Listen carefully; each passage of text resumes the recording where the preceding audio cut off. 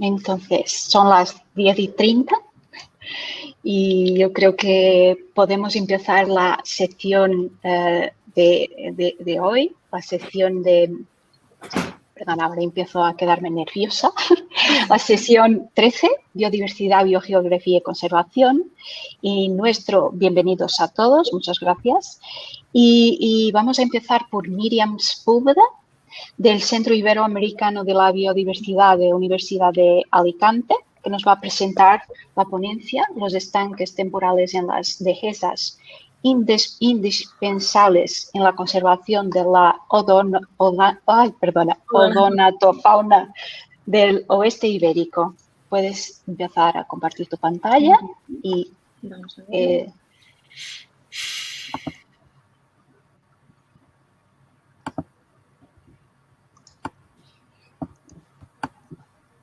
Vale, ¿se ve bien? Sí, perfecto. Vale. Voy a pedir solo a los demás para quitar el sonido, por favor.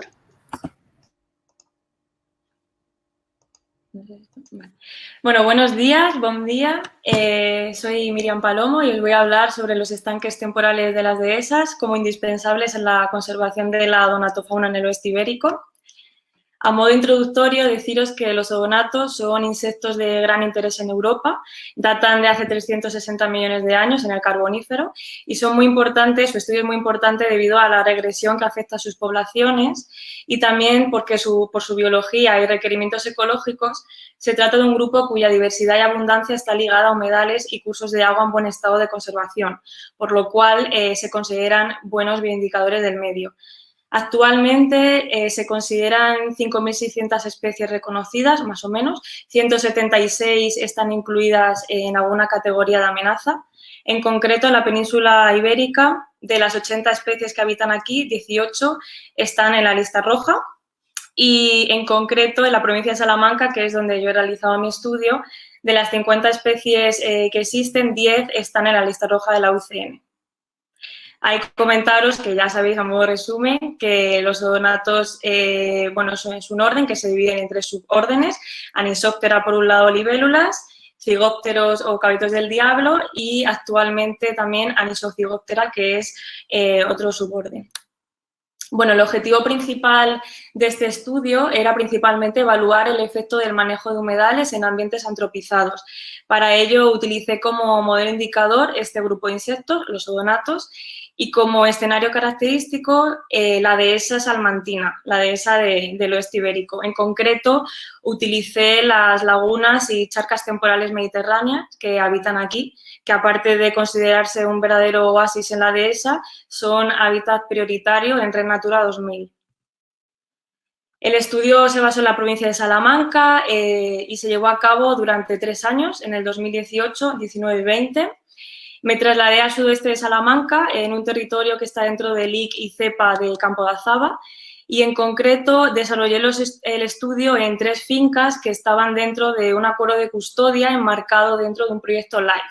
En concreto son esas 3 fincas que veis en el mapa, arriba con una R, una finca privada denominada El Rubal, abajo a la derecha por S el Sestil y a la izquierda una finca que es una reserva biológica denominada Campanas de Azaba, que está entre España y entre Portugal.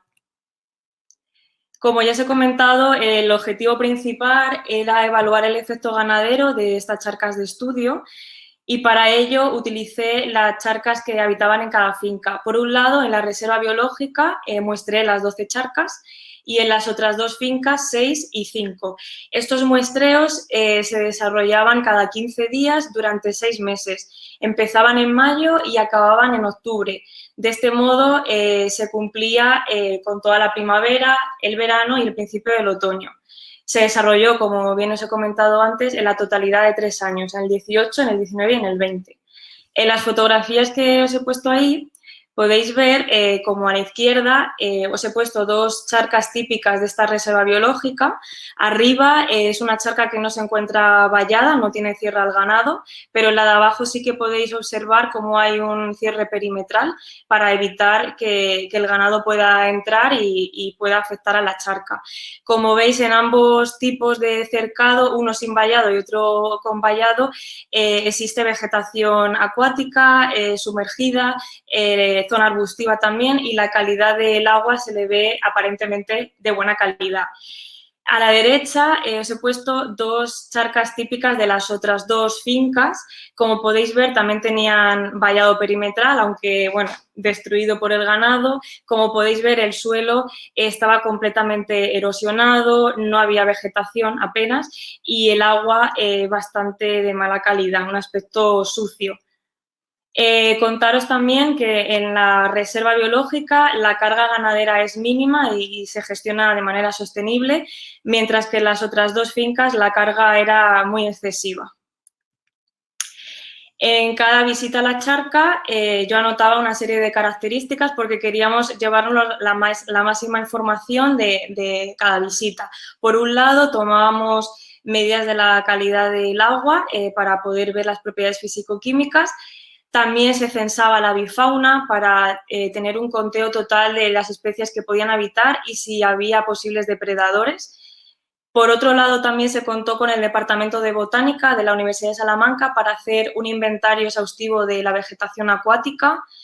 También se quiso complementar con un estudio de herpetofauna. Por un lado, poder estudiar la población de anfibios de cada estanque y, por otro lado, en cuanto a reptiles, utilizar como modelo prioritario Emys orbicularis, que es el galápago europeo, que es el galápago que existe en esta parte de la península ibérica.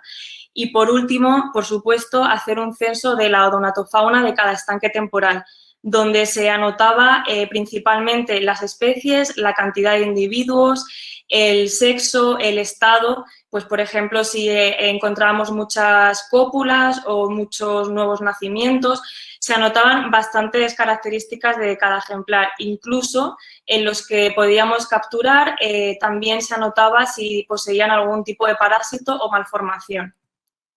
En cuanto a los resultados, a modo de resumen, como podéis ver, en Salamanca os he comentado antes que había 50 especies, pues en Campanarios, como podéis ver en la primera columna, ya contamos con más de la mitad de lo que hay en toda la provincia. Tener en cuenta que esta reserva biológica únicamente cuenta con 600 hectáreas, o sea que es bastante relevante.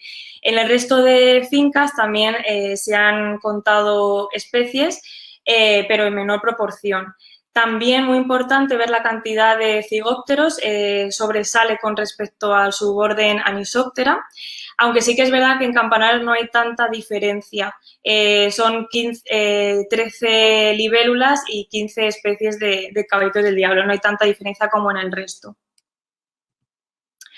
Aquí también podéis observar, en cuanto a la abundancia total, en Campanarios de Azaba, la charca más abundante contaba con 478 individuos, el Rual, que es la segunda, con 1.232 y en el Sestil únicamente con 19 individuos. También decir que ambas charcas, con las que contaban con más abundancia, eran las charcas que estaban completamente valladas y se cerraba al ganado. En cuanto a la diversidad de odonatos, lo mismo, se corresponden las mismas charcas, las más abundantes también eran las que poseían mayor riqueza de especies. Sin embargo, como podéis ver, en la finca de Sestil hay dos charcas que no pudimos localizar ningún individuo en 3 años y en las otras 3 que sí se podían muestrear únicamente contábamos con 4 especies o 2 especies.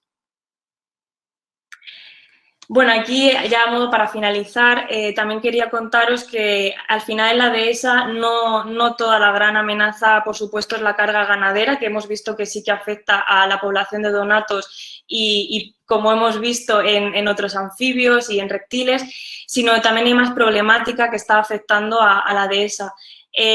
Por un lado, la sequía. De un año a otro hemos visto cómo muchas charcas que nunca se secaban se han llegado a secar y esto al final afecta tanto a la biodiversidad como también a la ganadería de la zona.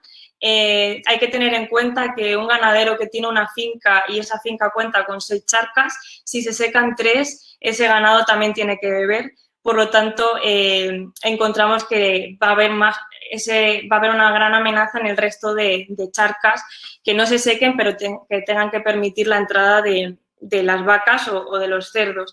Y, por supuesto, también una gran amenaza bastante patente es la presencia de especies exóticas invasoras. Os pongo un ejemplo de esta zona, que es la Zola filiculoides, que se trata de un helecho acuático invasor procedente de Brasil. Prolifera notablemente en todas las charcas, las tapiza por completo y acaba con la disponibilidad del oxígeno de la charca. Por lo tanto, esto también es una gran amenaza que estamos viendo que cada vez se intensifica más en la zona. Y bueno, esto es todo. Gracias por su atención y espero que les haya gustado. Muchas gracias, Miriam. Muchas gracias por respetar el tiempo de la ponencia. Muchísimas gracias. Y enhorabuena por este trabajo, que es un estudio me parece a mí muy completo porque incorpora distintos grupos biológicos, lo que es muy importante para comprendernos toda la dinámica, ¿no? Y, bueno, ¿preguntas? Ainda não temos perguntas, Miguel, no chat, não. No tenemos ninguna, pues yo os animo a preguntar. Yo, por curiosidad, puedo empezar ya para empezarlo, ¿no? Una cuestión más que nada de logística, ¿cuál es, y por comprender la percepción de las personas a este tipo de trabajos, cuál es la receptividad de los propietarios en conservar estas estructuras y si comprende su importancia, o sea, de tu experiencia de campo? Sí, pues yo también como participé en el proyecto LIFE, hay una parte muy importante que es los stakeholders, ¿no? Servicios ecosistémicos, y eso también tiene que quedar muy patente en la zona. Y la verdad es que los propietarios siempre son muy receptivos a esto. Nunca nos hemos encontrado con ningún problema, pero sí que es cierto que también es su manera de vida. Entonces, respetan que tú, por ejemplo, les vayas a hacer un vallado, ¿no? A ayudarles o hacerle charcas nuevas, que allí es como algo muy necesario para ellos. Siempre los respetan, pero siempre te dejan también sobre la mesa la importancia de que ellos tienen animales y la sequía también les afecta a ellos y esos animales tienen que beber. O sea, que lo respetan, pero también te ponen un equilibrio en la mesa. Sí. Bueno, ¿alguien aquí les gustaría de hacer alguna pregunta?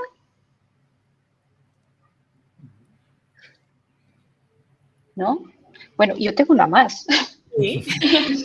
Bueno, es por curiosidad, que es comprender si vosotros han tenido en atención las distancias entre las charcas, o sea, la red de las charcas en el paisaje, y cómo puede afectar esas distancias a los números de diversidad que vosotros encontran en cada una de ellas. O sea, si en una misma finca charcas que tienen menor diversidad es porque están más alejadas o porque son más pequeñas, o cómo funciona la red, ¿no? En el espacio. Pues las charcas en cada finca están bastante cercanas entre ellas y luego las fincas entre sí también están cerca. Normalmente las charcas donde hemos encontrado menor biodiversidad, tanto de odonatos como de cualquier otro animal, son las charcas que casualmente pues, no están valladas, el ganado entra periódicamente también y sobre todo que no tienen vegetación. Eso al final es muy relevante en el estudio de los odonatos. Entonces no tienen refugio, tampoco tienen manera de poder emerger. Entonces eso siempre va relacionado. Y luego también la época, por supuesto, también depende, porque allí el ganado es rotacional, no sueltan al ganado a la finca entera, sino que se va rotando por meses, entonces eso también afecta. Sí. Bueno, muchas gracias, Miriam. Nada, me ha gustado mucho. Bueno, paso a la siguiente ponencia de Pablo Bajanco, del Departamento de Biología y Geología de la Universidad de Almería, y con el título Un grillo entre turistas. Muy bien. ¿Pablo? Sí. Venga, voy a compartir mi presentación, ¿de acuerdo? Sí.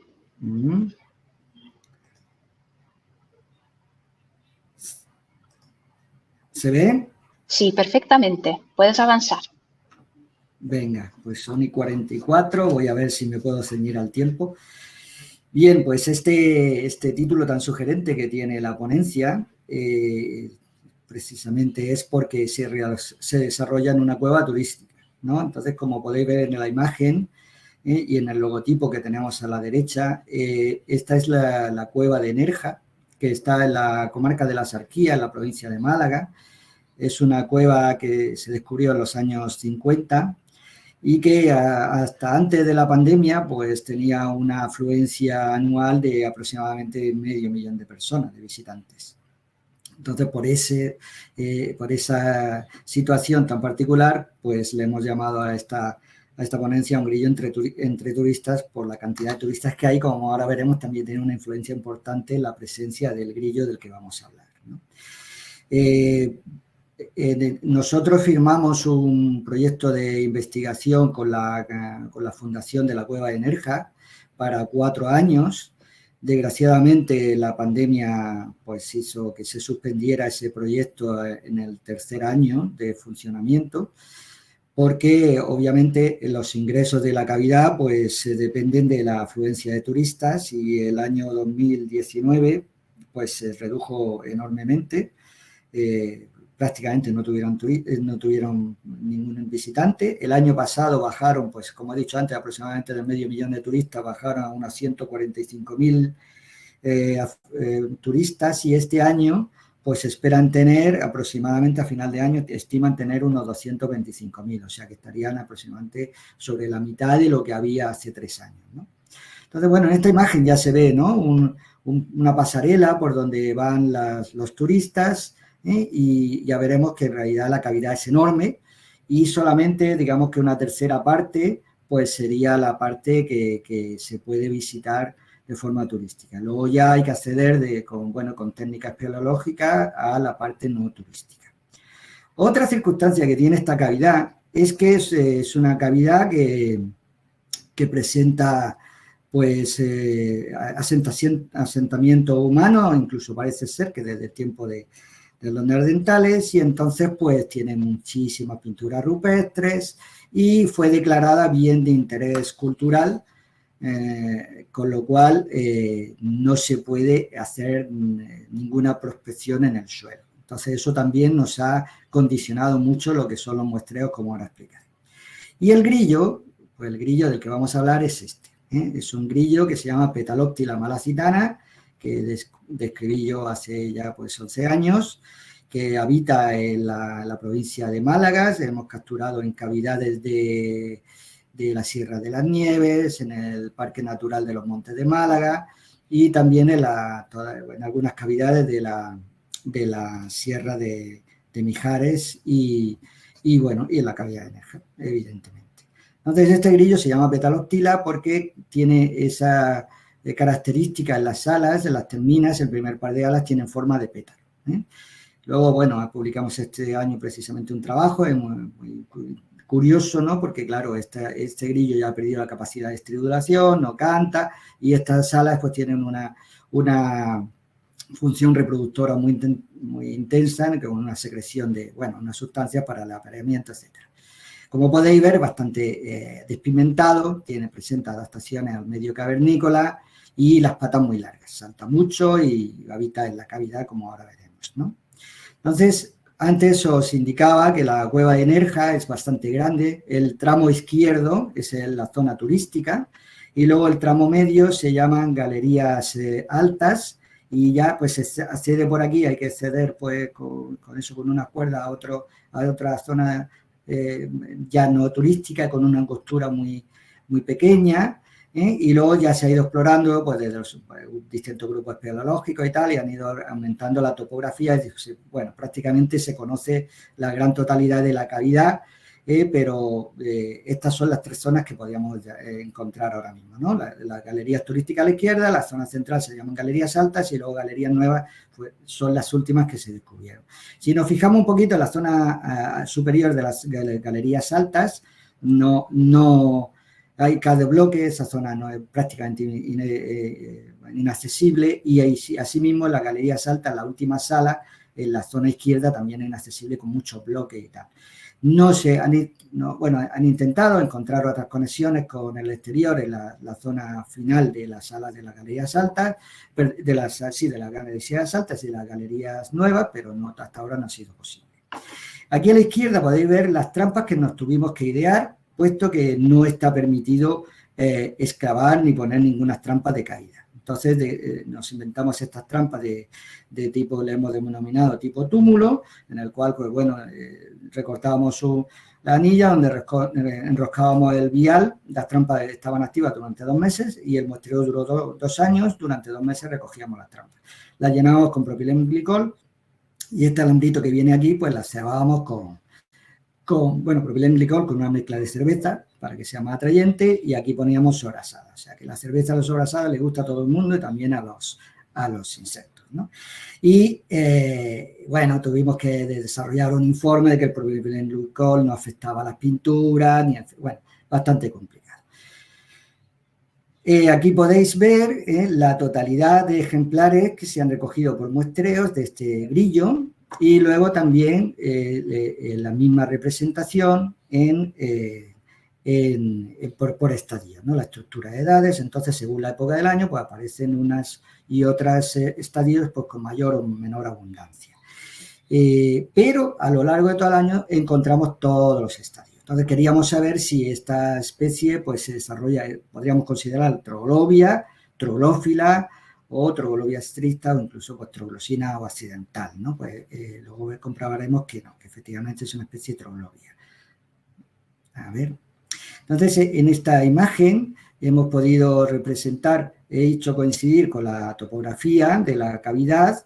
¿Veis? Los picos que están a la izquierda corresponderían con las salas turísticas, los de la zona central serían las galerías altas y los de la zona derecha con las galerías nuevas, ¿no? En color naranja se ha representado la totalidad de artrópodos, y veis que, bueno, en realidad la zona alta tiene poca afluencia de artrópodos por lo general, ¿no? Siendo la mayoritaria la cantidad de artrópodos que podemos encontrar en las galerías turísticas. Esto no es de extrañar, los turistas, pues, bueno, aunque no se debe, pues entran con comida, con restos de comida. Bueno, como dato deciros que se recogen casi 45 kilos anuales aspirados de pelo humano, de cabello, o sea que dejan muchísimos nutrientes dentro de la cueva, ¿no? Entonces veis también abajo, en azul se han indicado pues la presencia de los grillos, ¿no? Entonces, mayoritariamente están en las galerías turísticas, ¿eh? Hay 60 cuevas, 60 muestras en total, y en azul, en negro se ha puesto pues las trampas que no han colectado ningún grillo, y en blanco aquí pues podéis ver que está el número de muestras y con el número de ejemplares que se han recogido acumulados, ¿no? Entonces, pues hay distintos números de muestras por cada una de las cavidades, pero aproximadamente pues se han distribuido más o menos homogéneamente. La representación de la variación espaciotemporal de la densidad de grillos en la cavidad, pues demuestra un diagrama como el que podéis ver en esta imagen, en el que las galerías turísticas pues prácticamente tienen la mayoría de la población, ¿no? Entonces, esta degradación de distintos colores muestra además fluctuaciones poblacionales a lo largo de los 2 años. Desde el rojo, que es la mayor parte de la fluctuación de las poblaciones a lo largo del tiempo, hasta conectando con las galerías altas, azul clarito, casi grisáceo, ¿no? Entonces, hemos encontrado, digamos, un gran grupo poblacional en las galerías turísticas que se extiende un poco hacia las galerías altas, pero ya no penetra más allá. Luego hay un punto aquí intermedio que podéis ver en el centro de la imagen que se corresponde con una pequeña población que hay ahí. No sabíamos muy bien explicar qué hacen esos grillos allí. Y luego aquí, pues un grupo con pequeñas capturas, pero en varias zonas que estarían al final en las galerías nuevas. Esto denota que hay distintas conexiones con el exterior, puesto que las petalóctilas en las cavidades, bueno, están distintas cavidades del Levante, de Andalucía, etcétera, de Cataluña. Entonces, pues todo esto pone de manifiesto que los grillos les gustan más las zonas conectadas con el exterior y cuando ya la cavidad profundiza mucho no se suele extender. Me da la casualidad que este punto, en el que está la zona central, pues tenía una explicación. Aquí se han encontrado restos de un lince fósil, o sea que de alguna forma hay una conexión antigua, aunque no a nivel antropológico, no podríamos conectar con el exterior, pero sí hay una pequeña conexión. Y por supuesto, también, bueno, ya hay estudios de variaciones de corriente de aire, de concentración. En la zona de galerías nuevas hay también una conexión con el exterior que se denota en esos parámetros físico-químicos. Luego quisimos pues, evidenciar si estas poblaciones están cerradas o no. Hicimos una modelización de las poblaciones, sobre todo de la población de la galería turística, y vimos que tanto los machos como las hembras pues, se ajustan a un modelo de Perhus-Spear. Y al hacer la derivada de este ajuste, vemos que hay un solo único punto máximo en la población, sobre todo en el de hembra, en el macho es igual, ves que el comportamiento es idéntico. Es que, bueno, eso es así porque el ratio entre sexos es muy cercano a 1. Y bueno, podemos ver que la población es estable, que es polivoltina y que además no hay intromisión de nuevas poblaciones o de migración de poblaciones externas de las que ya se asientan en la zona de las galerías turísticas. O sea que estamos hablando de una población que se desarrolla totalmente en la cavidad, con lo cual podríamos considerar a la Pteroglobia, que es estable y que pues, permanece ahí, que no tiene intercambio con otras poblaciones. ¿Vale? Entonces, a modo de conclusiones, pues podemos decir que, bueno, que hay 3 núcleos poblacionales que se detectan mediante, podríamos considerar el grillo como un bioindicador con conexión con el exterior, con esos puntos que aparecen en la galería alta y en la galería nueva, y que la población de la galería turística es totalmente troglobia. Y entonces yo creo que he llegado a mi tiempo casi, o me pasa un poquito. Está bien, está bien. ¿Vale?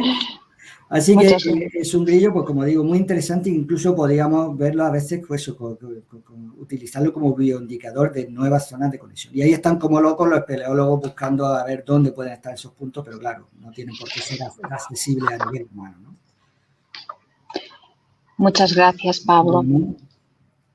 A ver, me conecta aquí de nuevo. Muchísimas gracias. Una ponencia muy, muy interesante y yo diría que este tipo de trabajos son muy importantes pues, para comprender esta interacción que actividades humanas pueden tener en la biodiversidad. ¿Preguntas? Os animo a todos. Tenemos 90 personas en esta sección, que es fenomenal. No hay ninguna pregunta. Ainda não, aqui ainda não. Gracias, Miguel.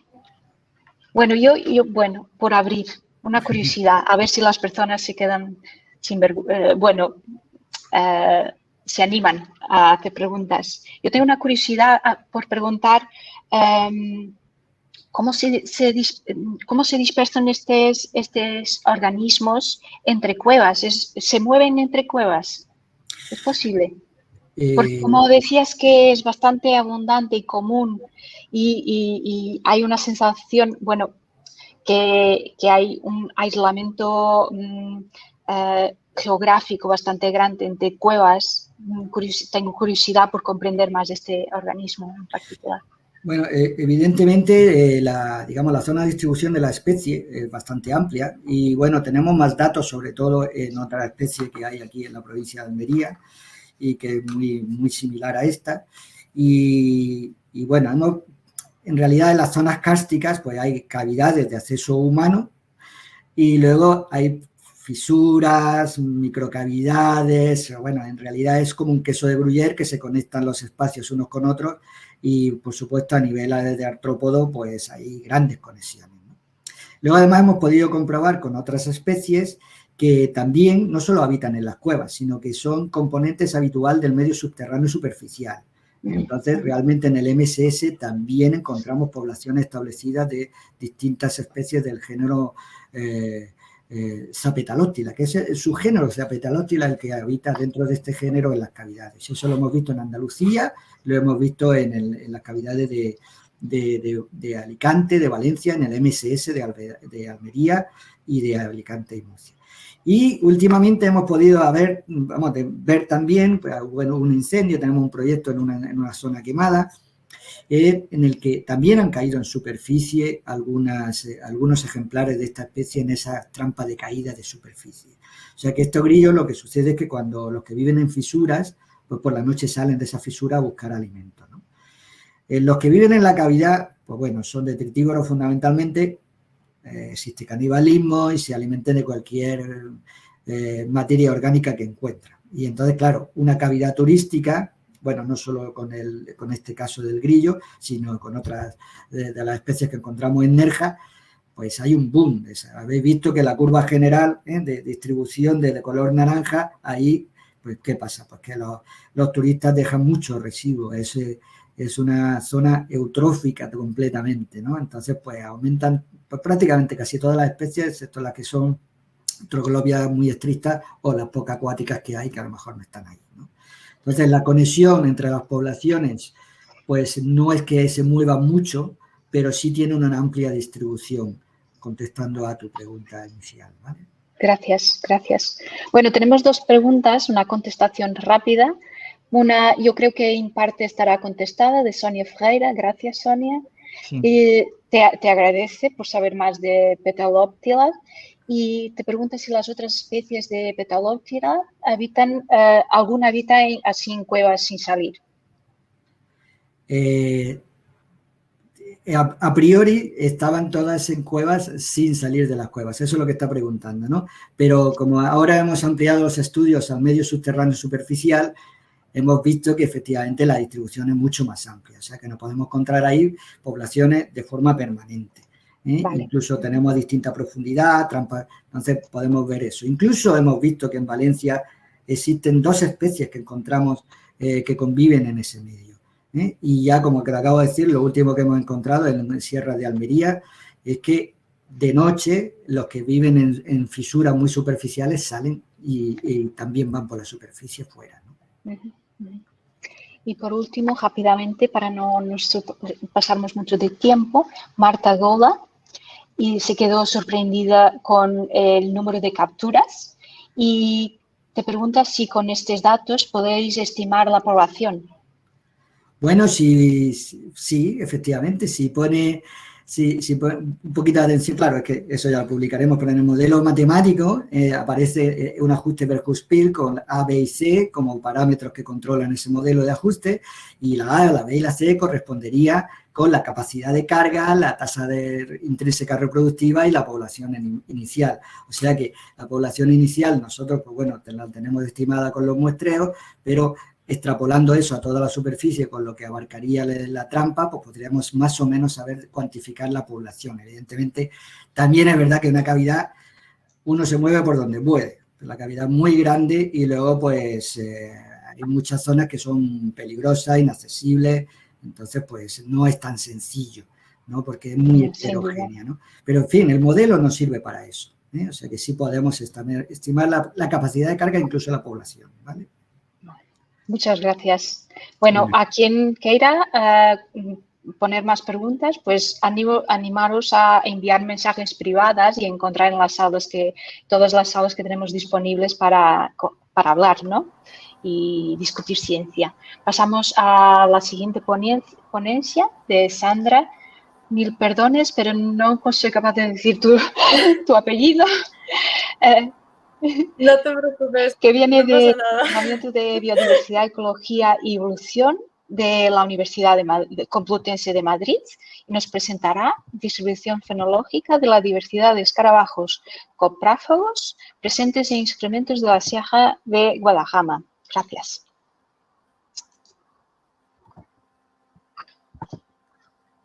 Sí, ¿Se ve perfecta. la presentación? Vale, pues buenos días a todos, buen día. Me llamo Sandra Grzechnik, pertenezco al Departamento de Biodiversidad, Ecología y Evolución de la Universidad Complutense y os voy a hablar sobre la distribución fenológica de la diversidad de escarabajos coprófagos presentes en excrementos de la Sierra de Guadarrama. Entonces, bueno, para recordar un poco que ya lo sabemos, los escarabajos pertenecen al orden Coleoptera. En nuestro caso vamos a hablar de la superfamilia Scarabaeidae, que engloba en torno a unas 30.000 especies distribuidas por todo el planeta, que se caracterizan por tener especies que se alimentan de un amplio espectro de recursos, ya sea materia orgánica animal o vegetal. Y en nuestro caso nos vamos a centrar en los escarabajos que se alimentan de excrementos, por eso lo de escarabajos coprófagos, peloteros, rodacacas, caqueros, bueno, en fin, tienen un montón de nombres. Y bueno, cuando hablamos de escarabajos coprófagos, ¿a qué nos referimos? Pues bueno, dentro de esta superfamilia encontramos dos familias, la familia Geotrupidae, que tenemos aquí, y la familia Scarabaeidae, ¿vale? También ampliamente distribuidas por todas las regiones del planeta, y dentro de la familia Scarabaeidae tenemos la subfamilia Scarabaeinae y la subfamilia Aphodinae. Entonces, estos tres, digamos, grupos son los que realmente son escarabajos coprófagos. Y bueno, aquí tenéis algunos ejemplitos, ¿vale? Para representar a estas especies. Entonces, pues bueno, ahora pues os animo a que penséis, ¿no? Y os pongáis en la piel de un escarabajo coprófago y teniendo en cuenta, eliminando, digamos, el factor humano, ¿no? Y la ganadería de nuestra ganadería, pensar que un excremento es un recurso bastante efímero y limitado en la naturaleza. Y luego hay que tener en cuenta que tanto tus vecinos como tus hermanos también van a querer comer de ese recurso que es bastante limitado en la naturaleza. Por tanto, se ha visto que en los escarabajos coprófagos existen ciertos mecanismos, ¿vale?, para limitar esas competencias tanto intra como interespecíficas entre ellos por el tema del recurso. Entonces, por un lado tenemos la agregación espacial, que eso se refiere básicamente a que existe un gradiente latitudinal, es decir, que a medida que vamos bajando de los climas fríos templados y vamos bajando a latitudes más bajas donde el clima es mucho más cálido, vamos a encontrar, ¿no?, en ese gradiente que a medida que vamos bajando tanto la riqueza como la abundancia de especies va a ir en aumento. Y luego también otro mecanismo para evitar tanta competencia es la distribución del recurso, que en este apartado se engloban pues tanto los diferentes estrategias de nidificación, algunos escarabajos se ha visto que tienen preferencias tróficas, los ritmos circadianos, es decir, que hay escarabajos que salen más durante el día, otros durante la noche, otros son crepusculares. También se refiere a la estacionalidad, bueno, en fin, ciertos factores que tengan en cuenta todos esos aspectos. Y a raíz de todo esto, de este enfoque, nuestros objetivos del estudio, pues por un lado son determinar la diversidad e identidad de las especies de escarabajos coprófagos durante los años 2018 y 2020 en una localidad monitorizada de la Sierra de Guadarrama y por otro lado analizar cuáles son estas variables que influyen en esta distribución fenológica de los escarabajos en este periodo de tiempo. Entonces, pues el estudio se llevó a cabo en una localidad de la Comunidad de Madrid, ¿vale? Se llama Matalpino, que está ubicada en la Sierra de Guadarrama, a unos 60 kilómetros de la ciudad de Madrid. Aquí tenemos la parcela donde se ha realizado el estudio, es una parcela de uso ganadero, ¿vale?, donde se colocaron trampas pitfall, donde se usó como cebo el excremento, ¿vale?, aquí tienen la disposición de las trampas dentro de la parcela y durante estos años, durante el año 2018 hasta el año 2020, hasta que nos dejó el coronavirus, hasta febrero-marzo, pues se realizaban visitas periódicas, ¿vale? Cada mes se ponían y se recogían trampas. Pues bien, cuando hacíamos esas visitas recogíamos el material, lo conservábamos en alcohol al 70% para luego llevarnos todo ese material e identificarlo en el laboratorio con diferentes claves de identificación para estos grupos. Y bueno, aclarar que todas las especies que se recolectaron fueron identificadas a nivel de especie. Y bueno, pues se realizaron diferentes análisis estadísticos para pues, estudiar y para responder a nuestras preguntas. Y bueno, hacer una pequeña aclaración es que este estudio que os presento aquí es, digamos, una pequeña fracción de otro más grande. Entonces, los resultados que vamos a ver aquí son preliminares y obviamente no están completos. Pero bueno, una vez dicho esto, tenemos que en este estudio, ¿vale?, hemos encontrado una riqueza total de 46 especies, ¿vale?, entre los geotrúpidos, escarabinos y afodinos, siendo los afodinos el grupo con mayor riqueza de especies y abundancia de especies, encontrando un total de 59.264 individuos. A ver. Y bueno, entonces, entrando un poco, viendo así cada grupo que hemos hablado de geotrúpidos, escarabinos y afodinos, pues bueno, vamos a ver así en estas gráficas a lo largo del tiempo, desde 2018 hasta 2020, para ver ciertos patrones. Ya os digo que son datos preliminares, pero con estos ya resultados parece, ¿no?, que hay ciertos patrones. Y bueno, ahora si os pongo que lo he dividido estas gráficas según las estaciones, pues podemos ver en el caso de los geotrúpidos, ¿vale?, de esta familia de escarabajos así grandes, que suelen tener, ¿vale? También hay que tener en cuenta que cada año, el 2018 fue bastante lluvioso, también fue un poco diferente, y luego pues el 2019 fue un poco más estable, ¿vale? Entonces también hay que tener en cuenta eso. Pero bueno, a grandes rasgos se puede ver que los geotrúpidos, suelen ser ya de finales como de año, ¿vale? Finales de verano, principios de otoño.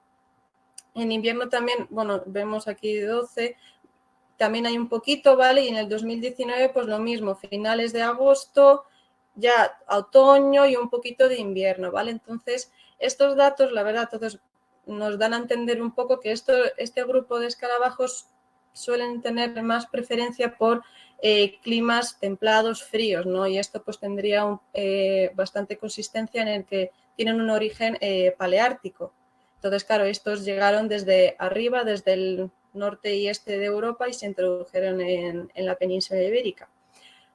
Lo contrario ocurre con los escarabinos. Si pueden ver, aquí tenemos que en junio tenemos grandes picos, ¿vale? En primavera, sobre todo, primavera y bueno, un poquito de verano, tenemos mayor riqueza de especies. Bueno, y algunos también, porque en el clima mediterráneo también, como hay algunos otoños que son que no hay tanta, no es tan frío, entonces pues a veces también puede haber algún repunte de los escarabinos en otoño. Pero vamos, por regla general, como podéis ver, primavera-verano y un poquito a veces repuntes en otoño si es un otoño suave. Entonces, que también coincide que los escarabinos, la gran mayoría de ellos suelen tener un origen más afrotropical, de climas más cálidos. Y en el caso de los afodinos, pues tenemos un poco de las dos cosas. Tenemos grandes picos también como en primavera-verano, pero también en otoño-invierno sigue habiendo individuos. Bueno, en este año pues ya os digo que no depende del año, pues hay un poco de variaciones, pero por regla general los afodinos, digamos que se puede decir que se mantienen a lo largo de todo el año. Y esto también pues coincide en que hay algunos afodinos con un origen más paleártico que se asemejaría con los geotrúpidos y otros afodinos que se asemejan más a los escarabinos. Y lo mismo tenemos, es lo mismo pero con las abundancias. Y bueno, aclarar que en este caso hemos tenido que partir la gráfica porque el número de afodinos se dispara. Entonces, los afodinos que son en azul, el eje está a la derecha, que como podéis ver, teníamos en algunos meses, casi alcanzábamos los 20.000 ejemplares recolectados.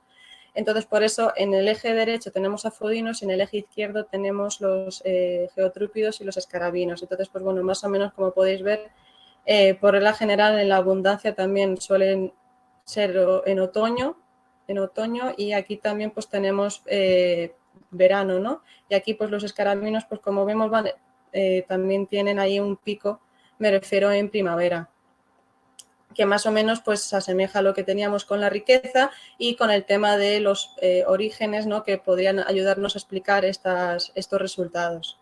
Y bueno,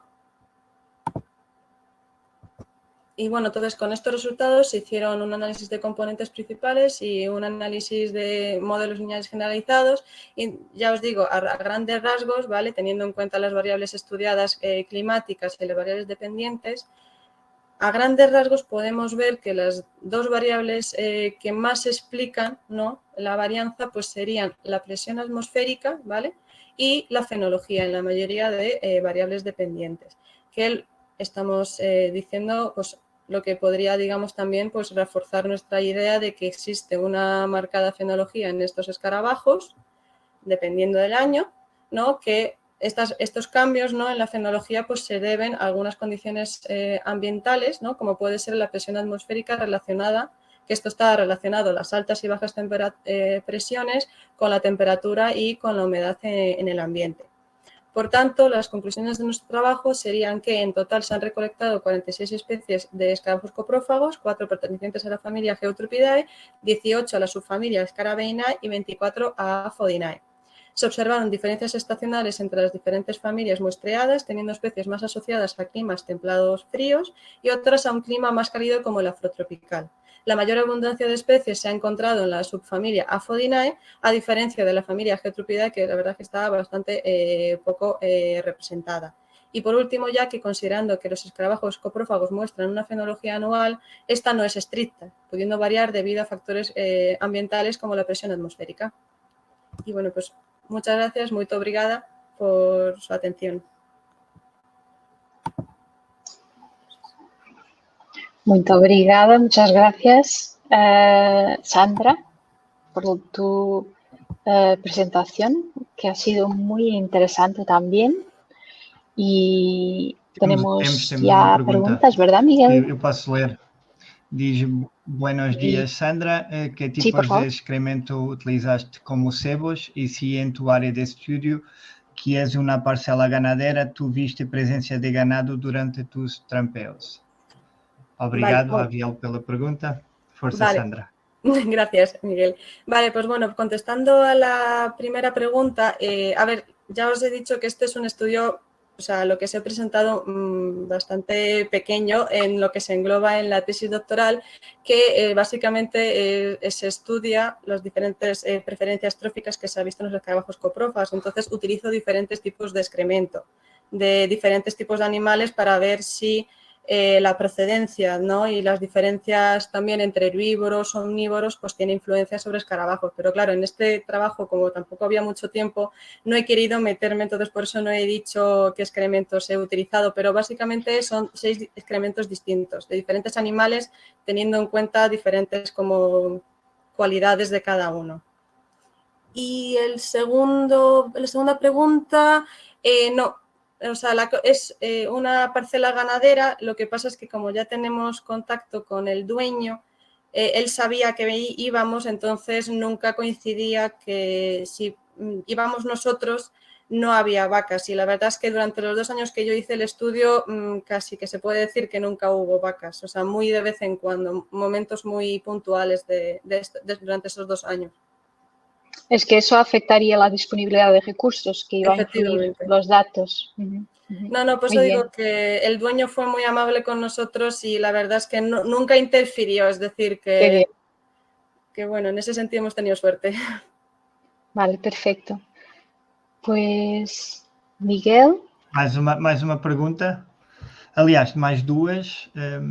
Uma da Sandra Martínez Pérez, que pergunta: essa segregação fenológica poderia verse afetada com os cambios ambientales, como um aumento de temperatura, e isto crees que podría afectar a esa distribución del recurso y aumentar la competencia? Peço desculpa pelo meu espanhol. No te preocupes, es que me he equivocado de pregunta y estaba leyendo sin querer la de arriba.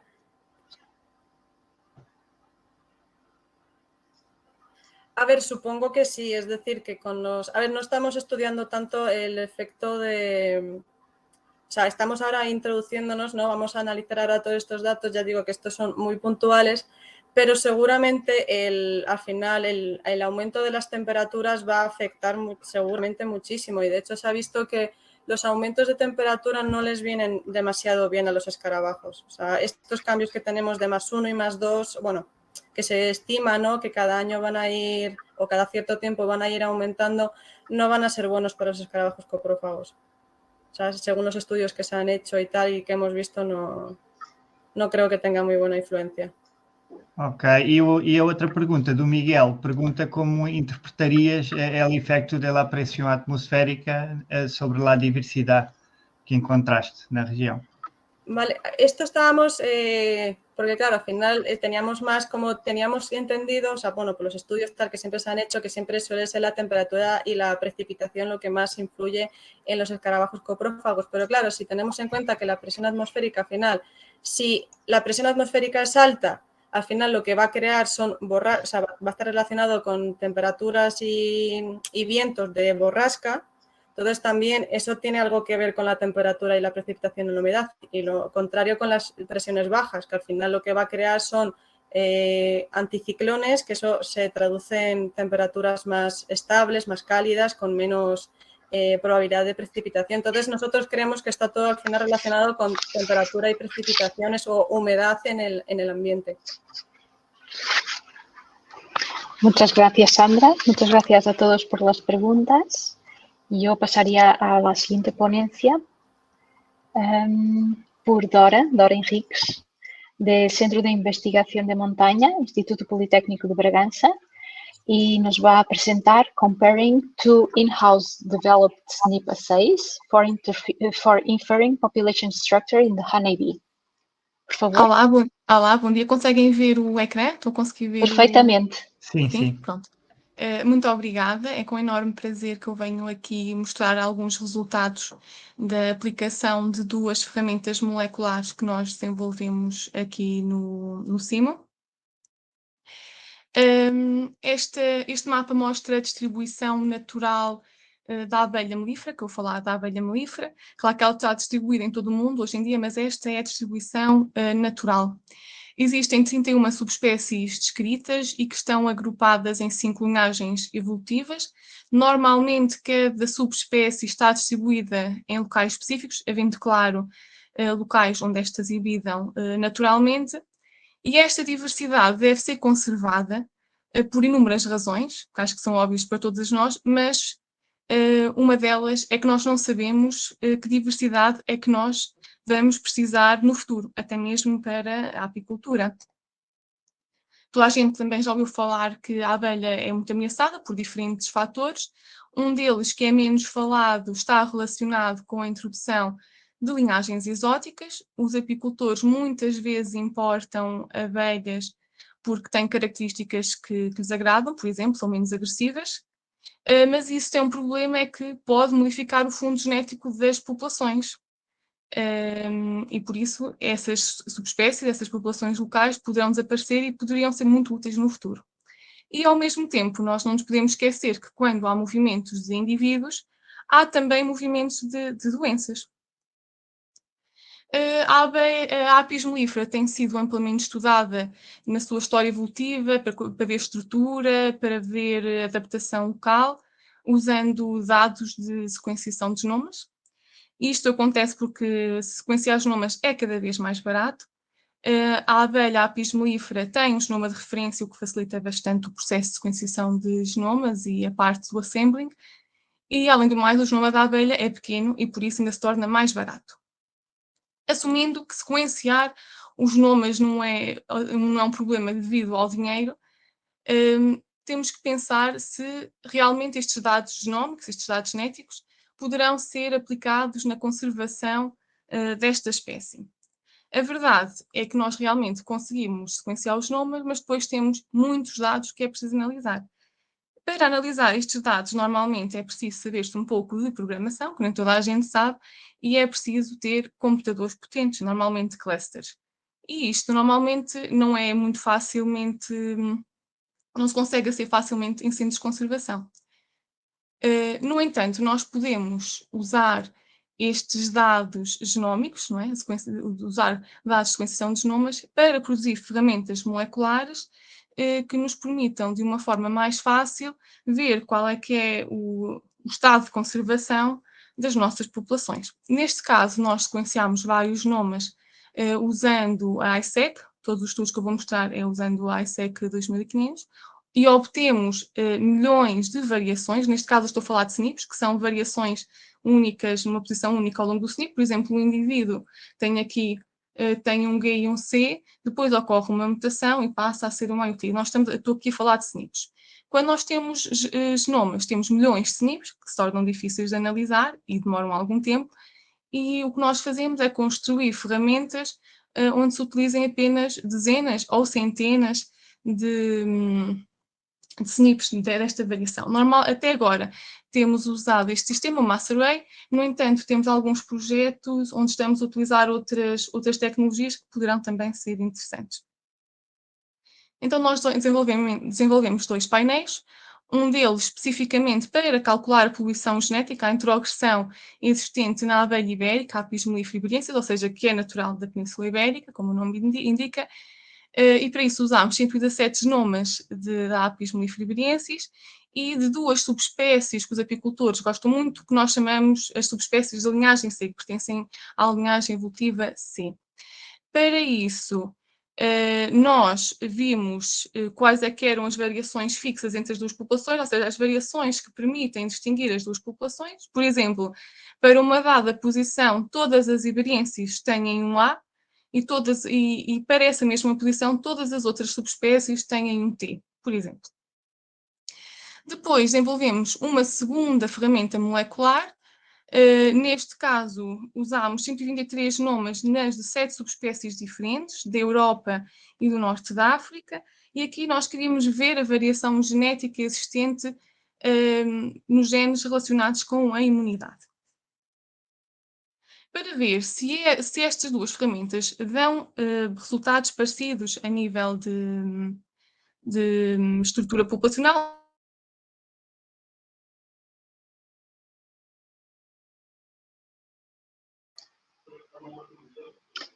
Acho que perdemos a Dora, não foi? Sim, deixamos de ouvir. Ficou Deve ter perdido a ligação da internet, eventualmente. congelado. Ok. Não me estão a Olá, ouvir? Dora, já estás connosco outra vez. Só começamos a ouvir agora outra vez. Bem, perdemos-la completamente. Vamos só dar um minuto. Deve ter feito refresh, se calhar, para voltar a entrar. É possível, é possível. Vamos só dar um minutozito. Já está a entrar. Estão-me a ouvir? Olá, sim, Dora, bem-vinda outra vez. Não faz mal. Eu não sei em que slide vocês ficaram, mas vou partilhar, esperem só um bocadinho. Sim, estávamos no slide com o mapa. Ok, deixa-me aqui ver. Partilhar. Com este mapa aqui? Isso, exatamente.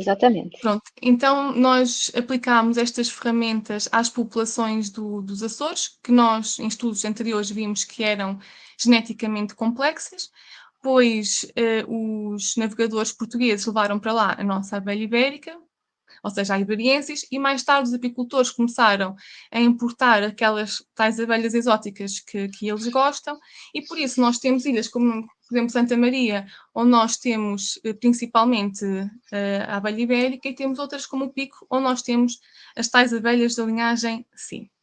Então, nós aplicámos estes painéis em 566 amostras dos Açores. Fizemos, claro, um controle de qualidade e depois do controle de qualidade vamos aplicar 67 SNPs para o primeiro painel, o painel de introgressão ou de poluição genética, e 92 SNPs para o painel da imunidade.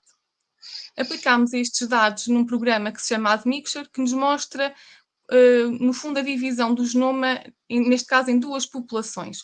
Cada linha que nós vimos aqui representa um indivíduo e, por exemplo, aqui na Graciosa nós conseguimos ver que a maior parte dos indivíduos tem cerca de 50% de laranja, o que significa que tem cerca de 50%, neste caso, da iberiensis, que está aqui a laranja, e o resto, os outros 50%, é da linhagem C.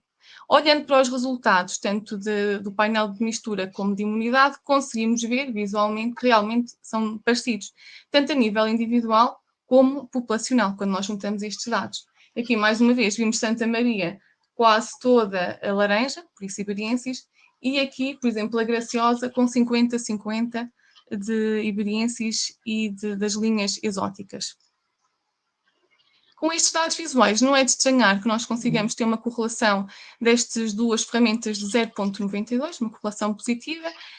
Temos realmente 411 indivíduos cuja a diferença de poluição genética, não é menos do que 0,05, ou seja, é muito baixa. Temos também, no entanto, alguns indivíduos, neste caso 24 indivíduos, onde a diferença é mais do que 0,15, e nós estamos a falar entre 0 e 1, ou seja, 15% ou 5%. Realmente, aqui alguns indivíduos, numa das ferramentas, na ferramenta de introgressão, dizem que não são poluídos, enquanto a da imunidade mostra uma elevada introgressão. E estes são os tais indivíduos problemáticos. No entanto, na generalidade, nós podemos ver que ambas as ferramentas mostram resultados semelhantes a nível de poluição genética. Claro que a escolha vai depender do objetivo de trabalho e da subespécie que queremos estudar. Não nos podemos esquecer que da ferramenta de introgressão usamos apenas indivíduos iberienses, enquanto na outra temos 7 subespécies, porque pode ser aplicada a mais subespécies. E também pode ser interessante ver a variação genética de genes relacionados com a imunidade quando temos, por exemplo, dados de doenças, não é? Para ver alguns estudos de controle da associação. Pronto, muito obrigada pela vossa atenção. Este trabalho foi financiado pelo projeto da FCT BIAPI. Se quiserem saber um pouco mais sobre este projeto, podem visitar o nosso site. Se tiverem alguma dúvida, também podem contactar-me por e-mail. Este é o meu e-mail. E muito obrigada pela vossa atenção. Obrigada, Dora. Um bom nome para o projeto, está muito giro. Muitos parabéns pela tua apresentação, pelo teu trabalho, pelo trabalho desenvolvido. Creio que ainda não temos nenhuma pergunta. Eu posso começar, enquanto as pessoas se animam. Só uma pergunta que eu acho bastante interessante. É muito interessante que tenham usado as ilhas como sistemas de estudo, porque são contextos mais estanques e permitem, efetivamente, perceber um bocadinho melhor interações que muitas vezes são difíceis. E eu pergunto-te se, porque imagino que existam dados históricos das introduções das abelhas nas ilhas, se eventualmente estás a pensar correlacionar os teus resultados efetivamente com dados históricos da introdução de novas colmeias, de novas linhagens exóticas, das introduções que vão acontecendo. Ou achas tu que estas alterações, esta poluição genética está a ser introduzida só nos tempos mais recentes?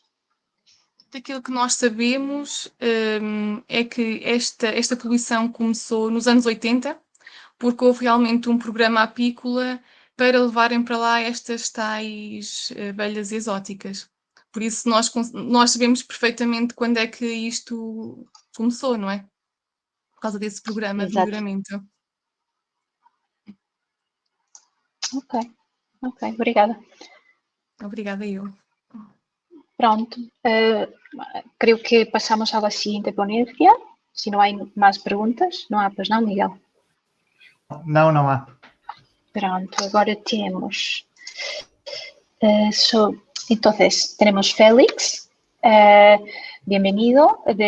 Félix viene desde el Departamento de Biología Animal, Parasitología, Ecología, Edafología de la Universidad de Salamanca, nuestra ciudad hermana, ¿no?, de Coimbra, y nos va a hablar de puesta en el valor de antófilos colectados hace décadas en las sierras occidentales del Sistema Central.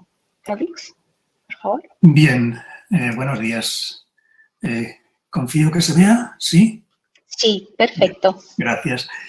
Bueno, pues muchas gracias y de verdad que encantado de poder participar en un congreso, como bien dices, con la ciudad hermana. Y de hecho, este título tan pretencioso de puesta en valor de antófilos colectados hace décadas, bueno, pues al final simplemente es intentar recuperar algo que ha permanecido en el olvido durante más de 30 años. Y bueno, pues cuando me planteaba la posibilidad de participar, dije qué mejor lugar que un congreso realizado en Coimbra, una comunicación, una participación presentando los resultados de un muestreo clásico, los resultados de un trabajo clásico de faunística realizado en las sierras occidentales del Sistema Central, es decir, en la Sierra de Francia, la Sierra de Gata y la Sierra de la Estrella, que coincide pues prácticamente a mitad de camino entre la ciudad de Coimbra y la ciudad de Salamanca. Y entonces dije, bueno, pues es el momento idóneo, es el mejor lugar para recuperar algo que como digo, pues estaba ahí almacenado, olvidado, desde hace más de 30 años, sin más pretensión que simplemente reivindicar la faunística clásica, reivindicar, yo casi diría que a mí deberíais haberme incluido en la sección de biodiversidad vintage. Yo voy a retrotraerme eso, pues a aquella época en la que bueno, pues salíamos a muestrear y simplemente hacíamos el estudio de la fauna. Y ese estudio de la composición de fauna, que actualmente yo creo que sigue siendo muy demandado, aunque la taxonomía, que también es lo que vengo a reivindicar, la taxonomía, bueno, pues podemos decir que ha perdido parte de su importancia. Ya no, los taxónomos ya no son el eje de la zoología. Lógicamente la zoología ha crecido mucho, la entomología ha crecido mucho y bueno, pues al final la taxonomía no deja de ser una herramienta más. Pero yo vengo a reivindicar la taxonomía como elemento fundamental para la elaboración de catálogos, para el conocimiento de la biodiversidad, para poner en valor bueno, pues lugares, paisajes, sobre todo ahora que nos damos cuenta de que el conocimiento de la diversidad de fauna, el conocimiento simplemente, o el establecimiento simplemente de catálogos es necesario y es interesante. Y bueno, pues vengo a reivindicar eso y bueno, pues como decía, qué mejor lugar que esta zona, como digo, intermedia entre la zona de Coimbra y la zona de Salamanca, estas sierras occidentales del Sistema Central, unas sierras, como digo, las sierras de Francia, más o menos, la Sierra de Gata y la Sierra de Estrella, que, bueno, pues que recorrí hace 33 años, utilizando la tecnología de la época, es decir, utilizando, bueno, pues el navegador GPS que tenía a mi disposición, utilizando vehículos para el transporte de última tecnología y sobre todo de herramienta. Y la herramienta es lo que no ha variado. Y utilizaba la manga entomológica. Y con la manga entomológica, pues prácticamente, visité con éxito 53 localidades. 24 en la zona lusa, 24 en la parte de la Serra de Estrella y 29 entre ambas sierras españolas, entre la Sierra de Francia, que sería esta parte más norte, y la Sierra de Gata, esta zona más suroeste. Y bueno, pues casi vivo de recuerdos, es decir, bueno, la Sierra de Francia, la Sierra de Gata las tengo más visitadas, con más frecuencia, pero yo lo que recuerdo tanto de la Sierra de Francia como de la Sierra de Gata, como de la Sierra de la Estrella, es, bueno, pues unas sierras antiguas o unas sierras que, si lo dijésemos técnicamente, pues son constituidas por materiales paleozoicos, por pizarras, por manchas de granito, por cuarcitas. Unas sierras, unos entornos en los que la vegetación característica pues van a ser rebollares, encinas, castaños, pinos de repoblación, madroños, tejos, brezos, jaras.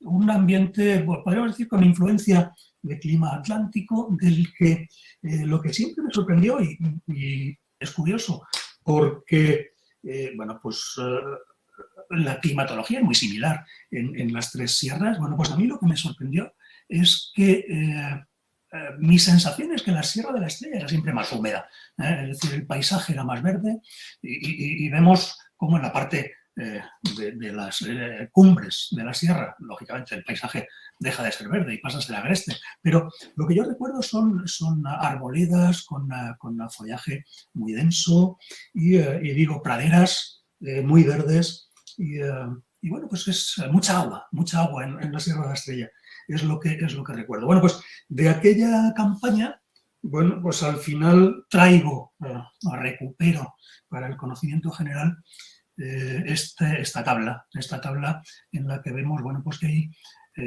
se han encontrado 129 especies, no está mal, 129 especies supone algo más del, poco más o menos, el 10% de las especies de abejas conocidas en la península y que, bueno, pues si vemos la tabla podríamos destacar como elementos más numerosos, como géneros en los que sus especies están mejor representadas. Pues ahí tenemos los géneros Ileus, Andrena o Lasiolosum, pero claro, esto en cifras absolutas no dice nada. Quizá, claro, es más interesante el saber que hay géneros muy pequeños, géneros con muy pocos representantes, como puede ser el caso de Panurgus o de Sistropha, de los que, aun siendo escasos y aun teniendo una representación escasa en el territorio, bueno, pues se encuentran pues, prácticamente la mitad de las especies que componen ambos géneros en la península ibérica, lo cual, bueno, pues yo creo que es interesante. En cualquier caso, lo que yo vengo a decir es que prácticamente todas las especies, prácticamente las 129 especies, en su momento hubieran sido muy interesantes. En su momento hubieran sido, pues ya digo, en esa mayoría hubieran sido primera cita para Portugal, es decir, que bueno, pues se conocería su presencia en el país, pero bueno, pues lo que yo traigo aquí son pues las consecuencias de no haber dado a conocer estos datos en su momento, que se quedaron ahí olvidados. Bueno, pues porque a todos nos surgen otras actividades. Es decir, yo estoy recordando pues mis años iniciales en el mundo de la entomología.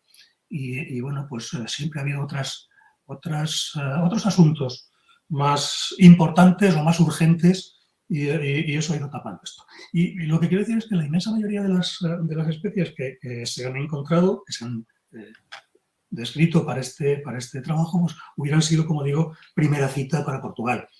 Bueno, pues yo creo que siguen siendo interesantes en este momento y aún así he traído, bueno, pues una representación, por comentar un poco, pues algunas de estas especies que incluso en estos momentos siguen siendo curiosas o siguen siendo interesantes. El caso, pues eso, de Coletes gallicus, por ejemplo, Coletes gallicus, que en el trabajo se encontró únicamente en la localidad de Madroñal, en la provincia de Salamanca, que en toda la península es una especie escasa y que, bueno, pues con este conocimiento, con este dato, con esta cita, podemos confirmar tanto su presencia como su distribución en la península ibérica. El caso de Ileus nigritus, por ejemplo, bueno, pues este sí es particularmente curioso porque recogido en el puerto del Portillo de las Batuecas, pues sabemos que es una especie que se encuentra citada pues tanto en la mitad oriental de la península como en esta parte. Es decir, a mí lo que me interesa es saber que se encuentra citada en Salamanca y sin embargo no se encuentra ninguna cita de Portugal.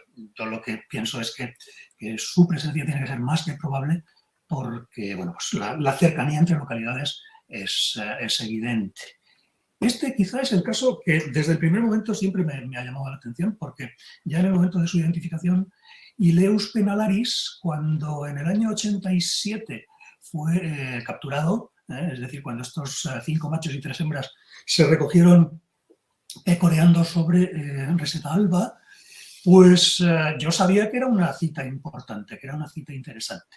En aquellos momentos hubiera sido la confirmación de la especie, únicamente se conocía de la Sierra de Guadarrama y además hubiera sido, al estar recogida en en la zona, en la localidad de Cabeça, en Portugal, bueno, pues hubiera sido la primera cita para Portugal. Bueno, pues posteriormente se han descrito, se han realizado 9 citas posteriores a 1987, ya publicadas con anterioridad, y bueno, pues me conformo con aquel recuerdo y con confirmar, más que nada la presencia de este endemismo ibérico en esta parte del occidente de la península. Quizá esto no es algo que yo recuerde con cariño, pero que ahora sí le tengo mucho cariño. Es el caso de Andrena Omnilaevis, que, bueno, pues en su momento ya fue utilizada para formar parte de una tesis realizada sobre el género, el subgénero Micrandrena de este género, pero que posteriormente, pues el año pasado, Thomas Wood decidió o encontró que constituía una nueva especie, y mi ejemplar, el ejemplar que yo capturé en el Valle de Rosim en el 87, bueno, pues ha entrado a formar parte de la serie tipo, como un paratipo. Bueno, pues eso me hace ilusión, ¿no? El haberla recogido en esta zona, confirmar su presencia en el centro, en esta zona del centro norte de Portugal, pues siempre hace ilusión. En el caso de Halictus tridivisus, pues ocurre lo mismo que decía antes para Ileus nigritus. Es una especie que se supone propia de la península ibérica, que se encuentra ampliamente distribuida por el centro norte, y sin embargo en Portugal no se encuentra citada. Yo, viendo que se encuentra, igual que ocurría con Ileus nigritus en Monsagro, bueno, pues Monsagro en la parte del sur de la provincia de Salamanca, pues yo diría que no es descabellado pensar que se encontraría en esta zona de la Serra da Estrela en Portugal, o incluso en cualquier otra parte de este centro norte portugués.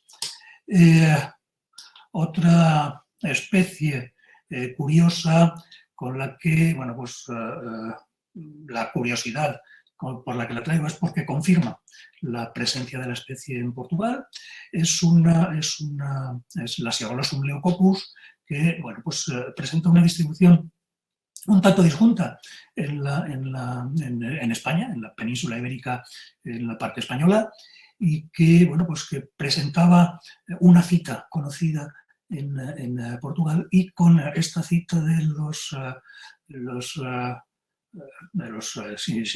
hoyos, de los pozos de Loriga, de los cubos de Loriga, bueno, pues confirmamos su presencia en el país portugués. Voy terminando. Osmia argyropiga, pues que también Osmia es un megaquínido curioso que, bueno, pues que ya se conocía de la Serra da Estrela, se conocía en el año 89, es decir, que yo lo hubiera conocido antes, en el año 87, y confirmamos su presencia en Portugal. O el caso de Osmia viridana, quizá, bueno, pues lo dejo para el final, porque en este caso supone la primera cita para el país portugués, esta cita de los coboes de Loriga,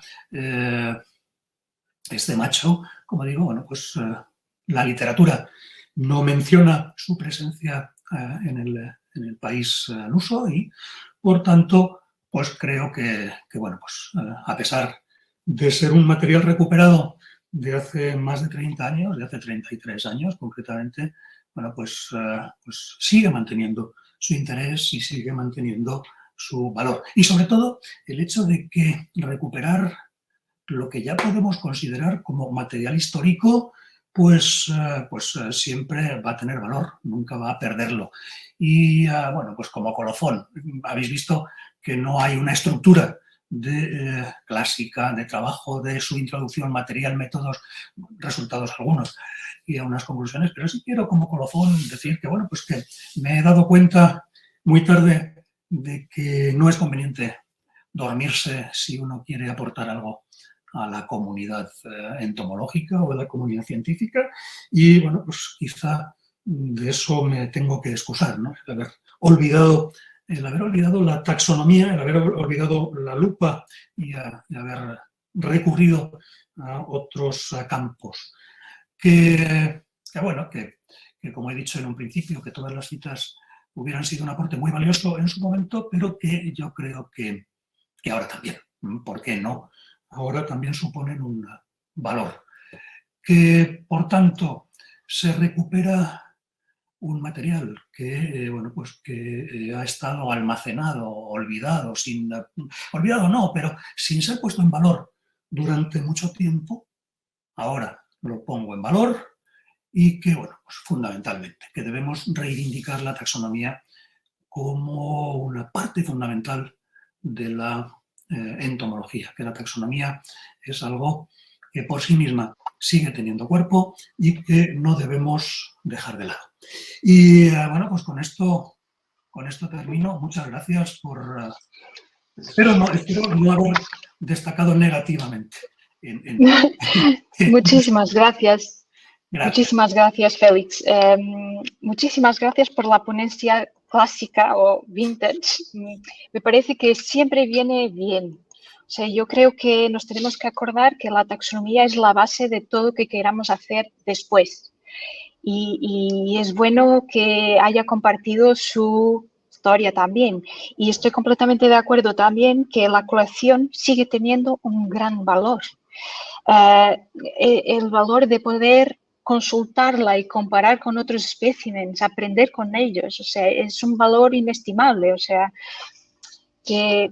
Gracias. Gracias. ¿Preguntas?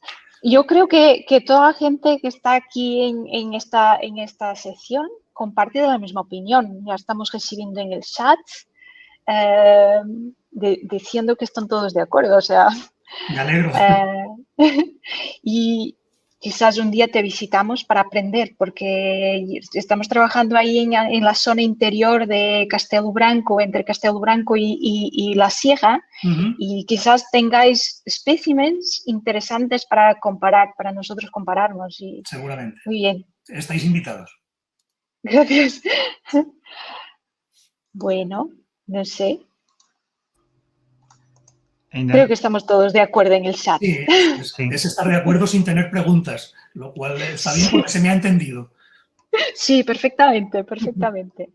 Pues entonces pasamos a la ponencia Gracias. siguiente. Gracias. Aquí.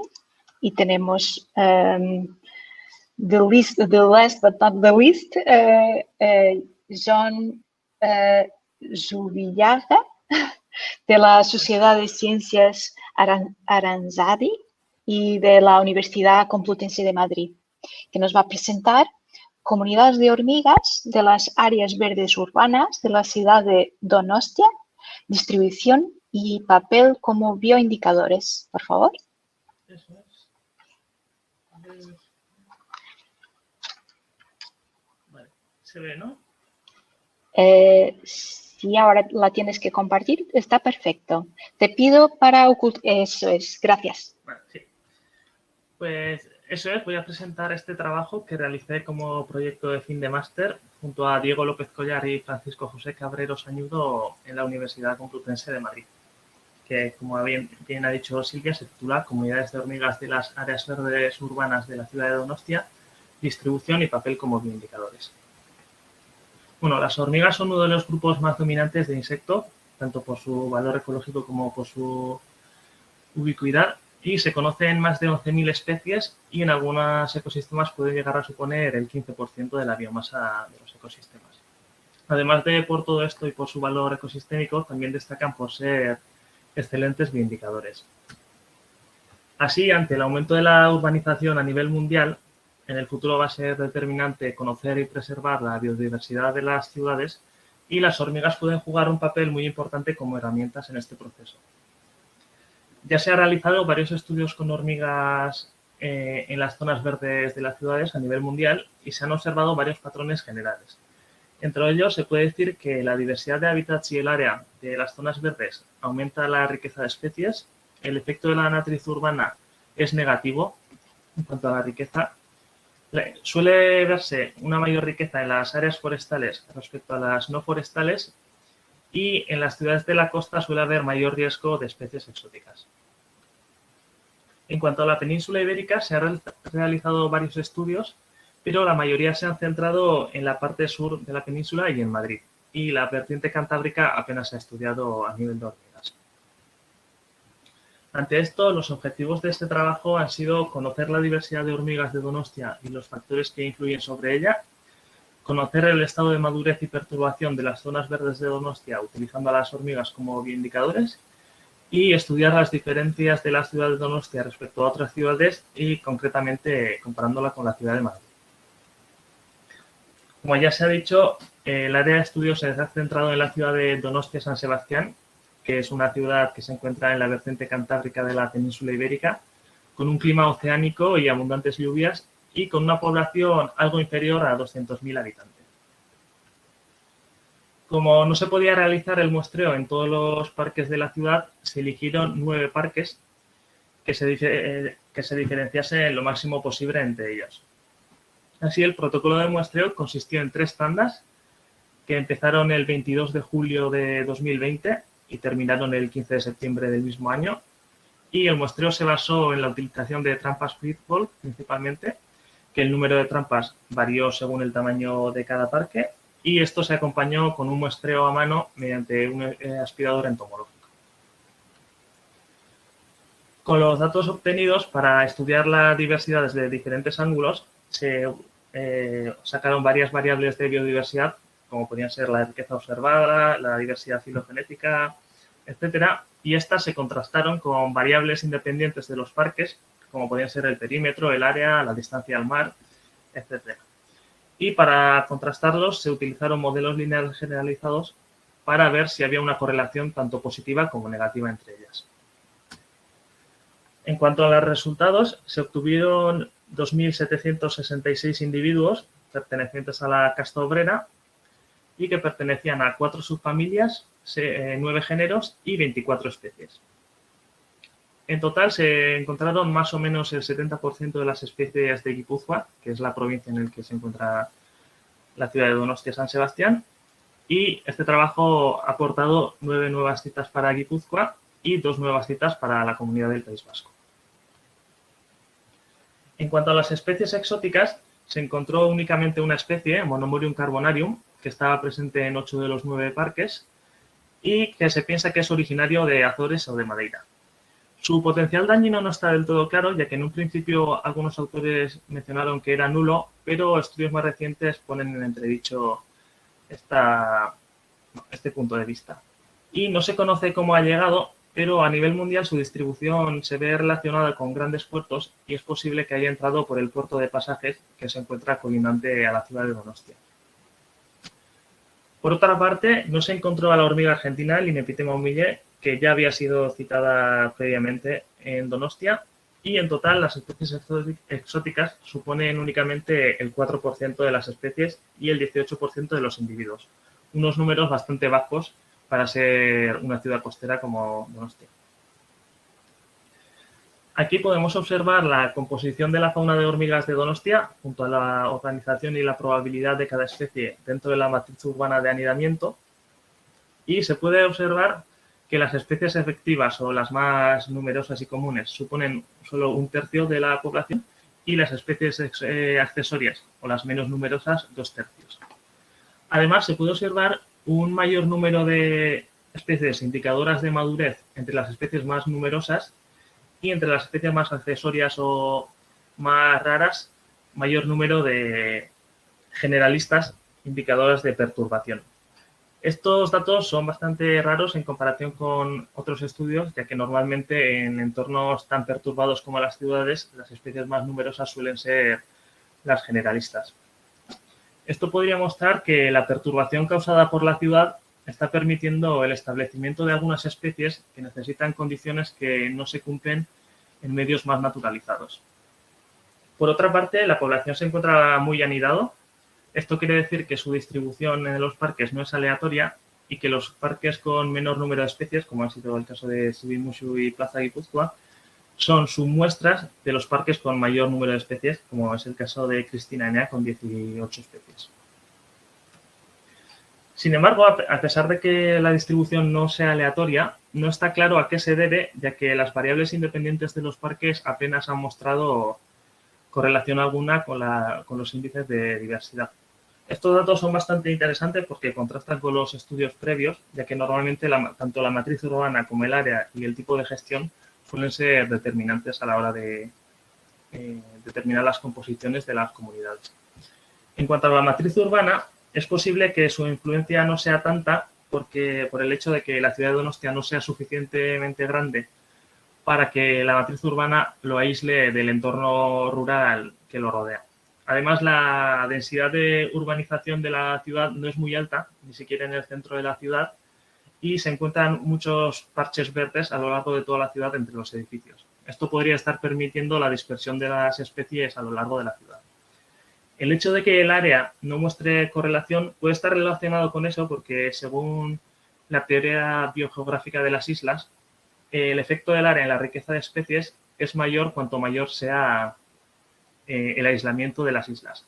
Así, podría ser que Donostia esté comportándose como un continuo verde y que las zonas verdes de la ciudad no se comporten como islas aisladas. Y por último, el tipo de gestión, esto es, si los parques eran de tipo forestal o no, tampoco ha mostrado correlación, al contrario de lo que sucede en la mayoría de los estudios similares. En cuanto a su papel como bioindicadores, el 43,5% de las especies han sido indicadoras de madurez y el 35% más o menos indicadoras de perturbación. El resto supone las especies crípticas. Pero si a esto le sumamos que el hecho de que las especies más numerosas son en gran parte indicadoras de madurez, nos da como resultado que casi todos los parques superan el 50% del índice de madurez y que en ningún caso los indicadores de perturbación superen a los indicadores de madurez. En cuanto a grupos funcionales, podemos observar gran número de especies especialistas, entre los cuales se encuentran en más número las especialistas de frío y sombra, seguidas por los generalistas. Esto podría indicar que la ciudad está bien conformada por varios especialistas y que además está permitiendo la llegada de ciertas especies menos numerosas que sean más generalistas. Y así podría ser que la ciudad tuviese mayor diversidad que las zonas más naturalizadas que lo rodean, gracias a la presencia de especies generalistas poco comunes.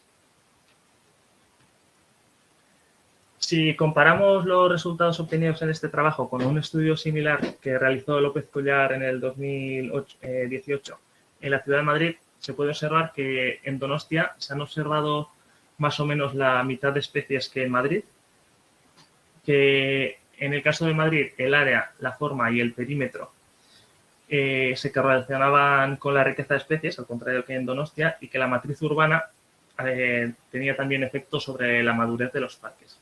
En el caso de Madrid, además, las especies efectivas suponían gran parte de la población y solo un cuarto de ellas eran accesorias, más o menos al contrario de lo que sucede en Donostia. Y en ambos casos se encontró una única especie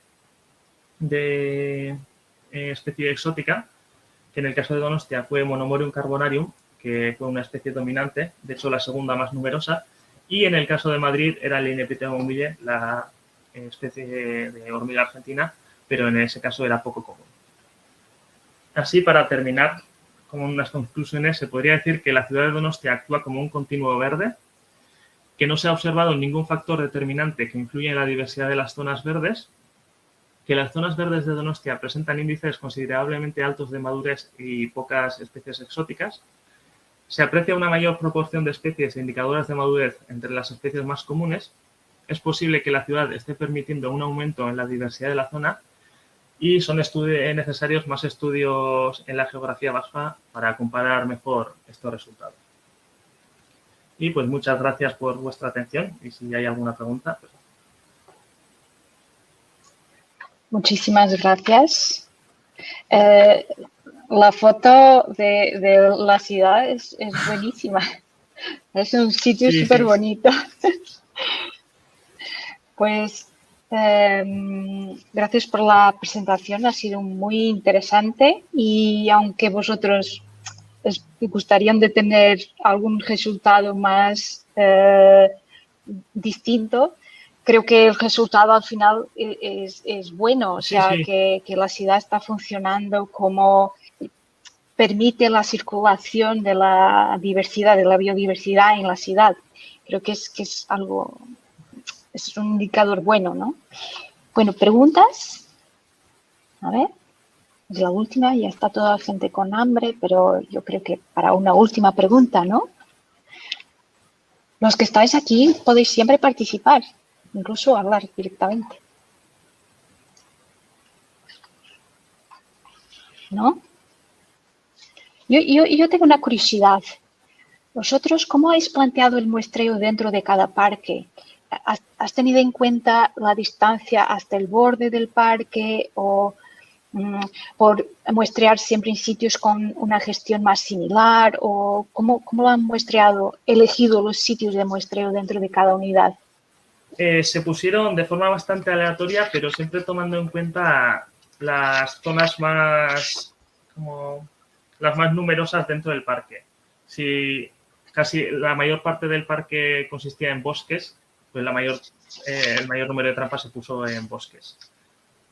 Y así, más o menos respetando la organización del parque. Vale, vale. ¿Y en los análisis han incorporado eso también? Perdona, que no me fixé en todas las variables que exploraron. ¿Han incorporado de alguna manera el tipo de hábitat en el análisis? Ahí se utilizó el tipo de gestión, de si eran forestales o no. Ah, ok.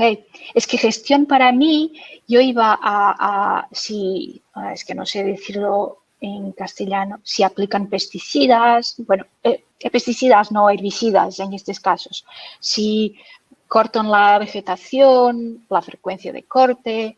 Yo me imaginé que gestión sería algo más de eso. Sí, pero ¿cómo lo digo?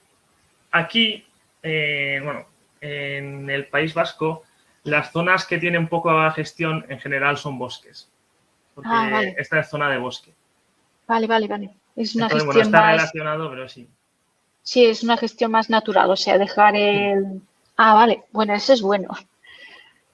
Estaría bien ahora comparar con otras ciudades, con una trama urbana similar, pero con gestiones distintas del parque, porque muchas veces las áreas verdes, al menos aquí, son muy gestionadas, o sea, tienen una presión humana, siguen teniendo una presión humana muy grande, o sea, vale, muchas gracias.